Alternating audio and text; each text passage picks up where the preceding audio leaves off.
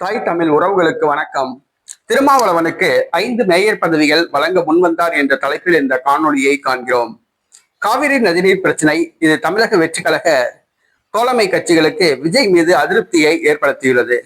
மேலும் தமிழக வெற்றி கழக அரசின் நிர்வாக திறமையின்மை அவர்களை மனக்கவலையில் ஆழ்த்தியுள்ளது. இந்த சூழ்நிலையில் திமுக கூட்டணியிலிருந்து ஏன் வந்தோம் என்று திமுக கூட்டணி முன்னாள் தோழமை கட்சிகள் வருத்தப்பட ஆரம்பித்துள்ளன.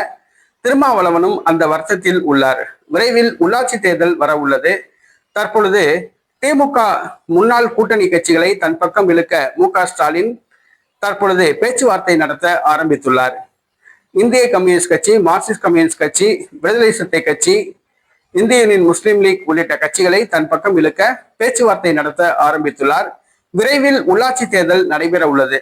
விடுதலை சிறுத்தை கட்சிக்கு கடந்த முறை உள்ளாட்சி தேர்தலில் ஒரு மேயர் பதவி கூட வழங்கப்படவில்லை. விழுப்புரம் மாநகராட்சி துணை மேயர் பதவி மட்டும் வழங்கப்பட்டது. தற்பொழுது விடுதலை சிறுத்தை கட்சிக்கு 5 மேயர் பதவி வழங்க திமுக முன்வந்துள்ளது.